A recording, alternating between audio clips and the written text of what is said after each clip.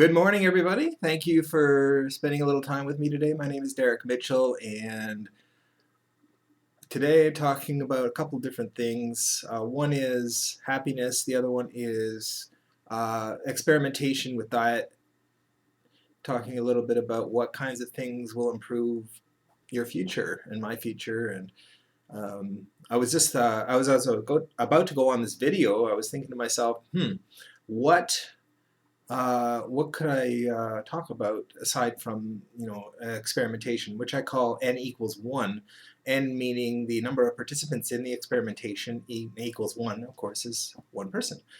You can do obviously group experiments, and n equals whatever amount of people would be there. But when you're talking about yourself and what you eat and how you are active and this, that, and the other, then n equals one is the symbol that a lot of people, including myself, use about doing what you can to improve and understand your position, health-wise, exercise, financially, all those areas. The other one is happiness. Happiness being what contributes to you being happy.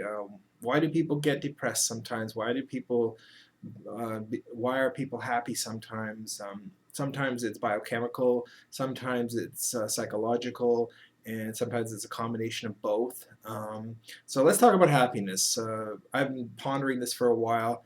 Going to work, I've worked for a lot of my life, as many people have, and sometimes, work is I find it fulfilling, and the type of work I've done is more in an office environment, but the idea of helping people, working with people, doing projects, business analysis, customer service, all of those different fields, uh, those are enjoyable. But work in and of itself doesn't make me happy.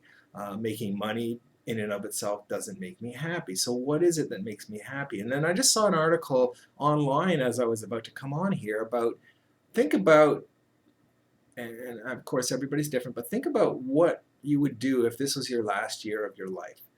Um, Pursue those things that really make you feel better, that improve what make it a productive year. Some people talk about happiness being having some time off to be able to relax and do nothing. Other people like to be able to go places, travel, or other people like to run their own company. Other people like to help people, like in a charitable way. So find what makes you happy and do those things. Um, if sitting on your butt and doing nothing makes you happy, then do some of that.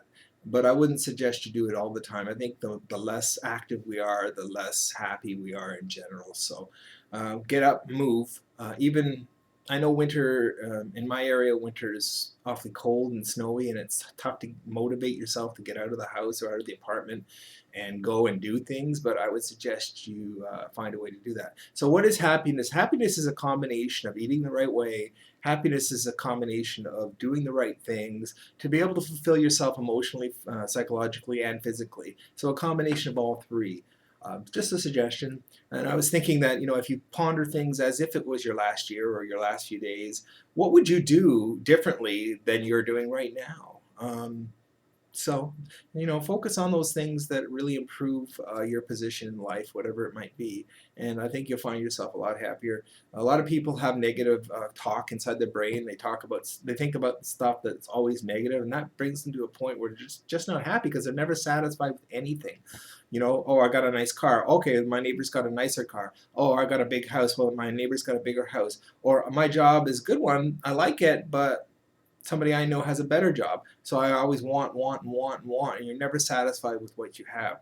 So I guess part of happiness is maybe deciding, should you be satisfied with what you have? Because if you're not, and you're always wanting more, you'll never get to that place where you can be happy. So just a few thoughts on happiness. So, um, and then eating ketogenically is a method to be a lot healthier physically. I find that a lot of people they eat mainly based on convenience instead of feeding themselves as if they were an engine. I've definitely been guilty of that at times where I've just fed it junk because I just didn't want to go through the trouble of preparing something. But in the end, uh, do you value yourself? And then if you do, spend some time to determine what foods work best for you, and that's the experimentation part of it. Find out what foods, first of all, act well in your body. In other words, do you feel better when you're eating, say, chicken versus potato chips? At the time you're eating the potato chips, maybe you'll feel better because it's like basically a sugar rush. But after the fact, I mean, is it fulfilling, or is it just something to stuff your gut? Um, Honestly, you need to determine what works best for you. Everybody has different foods that work best with me. For me, I pretty much know now that a lot of meat products are good for me as far as the way I feel. I don't eat tons of vegetables, but I do eat some, and I occasionally eat fruit, but not a lot. And I don't believe in the word balance is sort of a tricky word. Balance is all individual, customized for each person. So um, try to try to set up your eating patterns. Take some time, value yourself as far as what you put in your body, because honestly, what you eat, what you ingest, what you eat is a big part of how you feel physically and emotionally.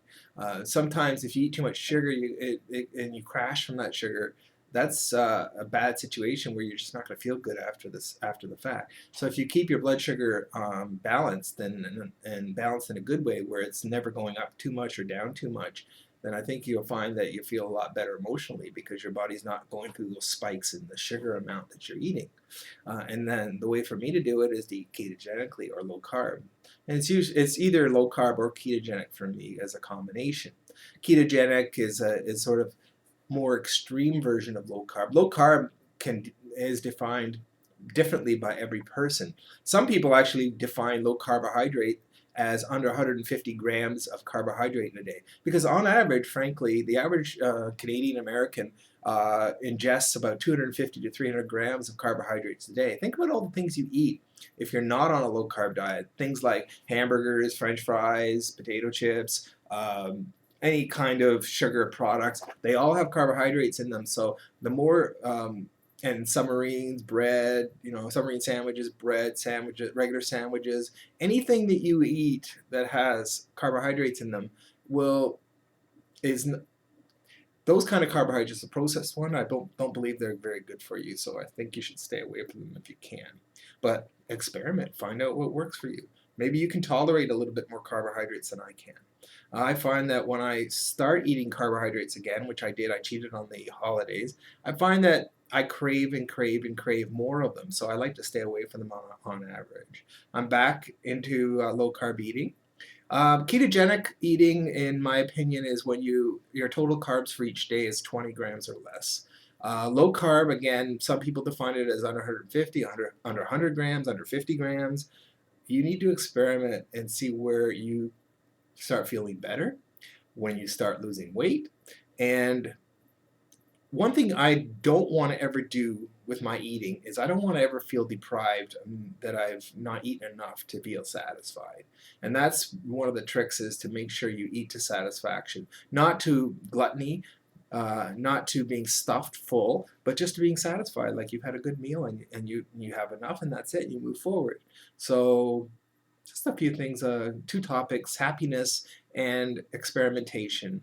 Um, that's about it. It is Thursday here in the Niagara region, Ontario, Canada.